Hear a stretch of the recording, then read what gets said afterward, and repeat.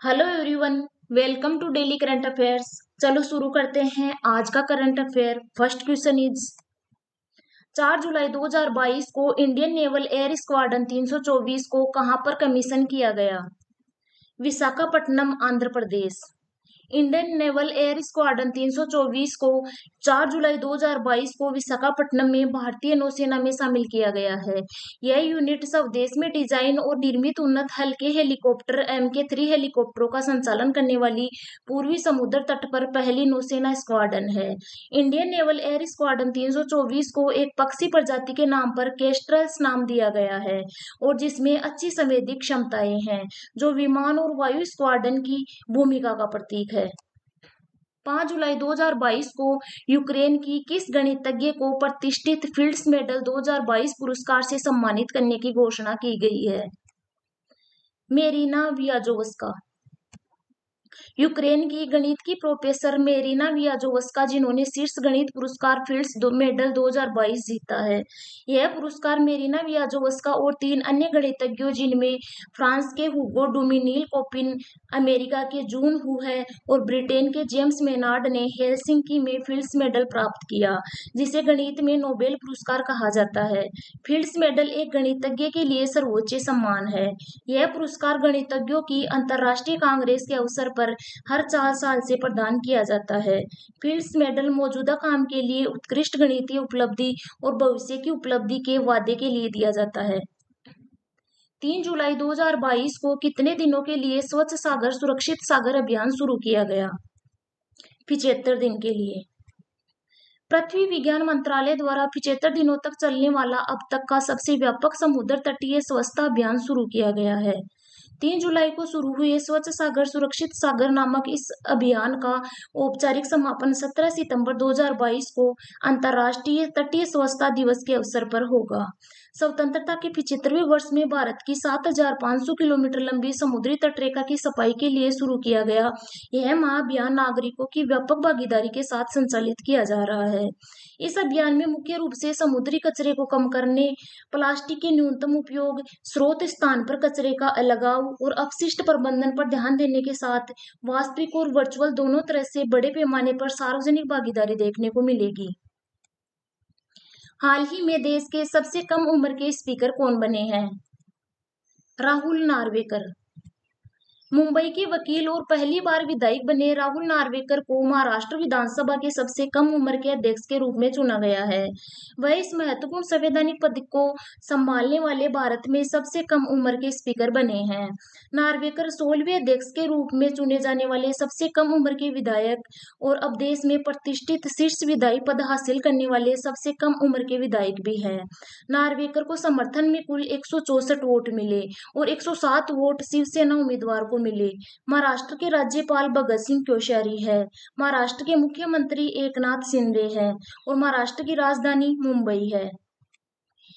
4 July 2022 को केंद्रीय मंत्री डॉक्टर जितेंद्र सिंह ने किस संस्थान में प्रौद्योगिकी नवाचार केंद्र तिहान का उद्घाटन किया है?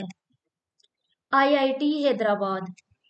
केंद्रीय मंत्री डॉक्टर जितेंद्र सिंह ने IIT हैदराबाद परिसर में भारत की पहली स्वायत्त नेविगेशन सुविधा तिहान का उद्घाटन किया। तिहान यानी स्वायत्त नेविगेशन पर प्रौद्योगिकी नवाचार हब को केंद्रीय विज्ञान और प्रौद्योगिकी मंत्रालय द्वारा विकसित किया गया है।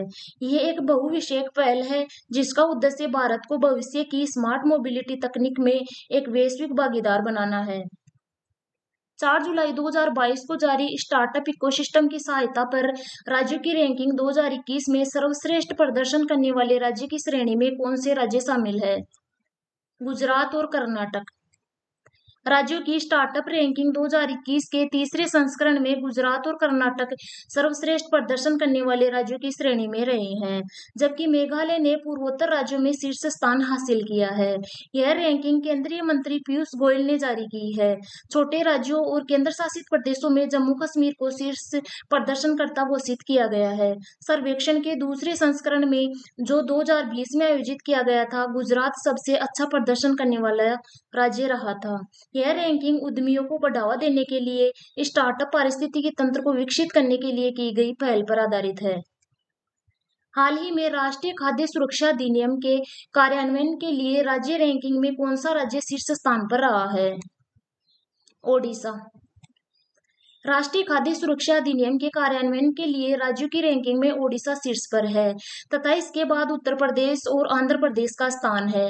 केंद्रीय खाद्य और उपभोक्ता मामलों के मंत्री ने state ranking index for national food security act 2022 जारी किया। विशेष श्रेणी के राज्यों में त्रिपुरा ने प्रथम स्थान प्राप्त किया। दूसरे व तीसरे स्थान पर हिमाचल प्रदेश और सिक्किम है।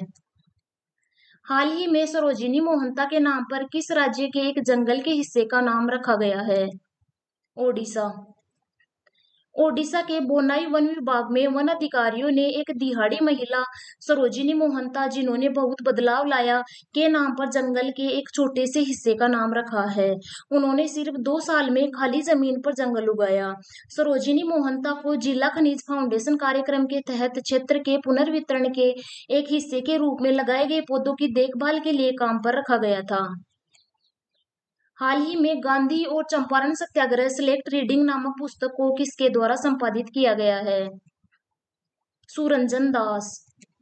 गांधी और चंपारण सत्याग्रह सेलेक्ट रीडिंग नामक एक पुस्तक का विमोचन किया गया है, जिसे जादवपुर विश्वविद्यालय के कुलपति सुरंजन दास द्वारा संपादित किया गया है। यह पुस्तक उन लोगों के लिए तुरंत एक अनिवार्य संसाधन बन जाएगी जो चंपारण सत्याग्रह के संबंध में महात्मा गांधी की यात्रा की शुरुआत में ही भारत में देखना चाहते थे। गांधी और चंपारण सत्याग्रह चुनिंदा रीडिंग पाठकों को एक विचार प्रदान करता है कि कैसे भारत में पहले गांधीवादी जन राजनीतिक हस्तक्षेप को फिर से बनाया गया है। चंपारण का किसान आंदोलन अप्रैल 1917 में हुआ था। गांधी जी ने दक्षिण अफ्रीका में सत्याग्रह और अहिंसा के अपने आजमाए हुए अस्त्र का भारत में पहला प्रयोग चंपारण की धरती पर ही किया और इसी आंदोलन के बाद उन्हें महात्मा की उपाधि से वशीभूत किया गया था। हाल ही में किस देश के क्रिकेट बोर्ड ने देश की पुरुष और महिला क्रिकेटरों को सभी प्रारूपों में समान मैच फीस देने के लिए एग्रीमेंट किया है? न्यूजीलैंड। न्यूजीलैंड क्रिकेट बोर्ड ने खिलाड़ियों के लिए ना कोई कम और ना कोई ज्यादा वाली पॉलिसी अपना ली है और बोर्ड ने पुरुष और महिला खिलाड़ियों को समान फीस देने का ऐलान किया है। बोर्ड का कहना है कि इंटरनेशनल और शीर्ष स्तर के घरेलू मैचों के लिए महिला क्रिकेटर्स को भी पुरुष खिलाड़ियों के समान ही वेतन मिलेगा। बोर्ड ने इसके लिए 5 साल के ऐतिहासिक करार की घोषणा की है। 5 साल के एग्रीमेंट के तहत न्यूजीलैंड की महिला क्रिकेट टीम के खिलाड़ियों और घरेलू महिला खिलाड़ियों को one day, T20 international, Ford trophy और सुपर स्मैश स्तर सहित सभी फॉर्मेट और प्रतियोगिताओं में पुरुषों के समान मैच फीस प्रदान की जाएगी। आज की क्लास में इतना ही। मिलते हैं नेक्स्ट क्लास में। अगर आपको वीडियो अच्छा लगे तो प्लीज एक लाइक और शेयर जरूर करें। Thanks for watching.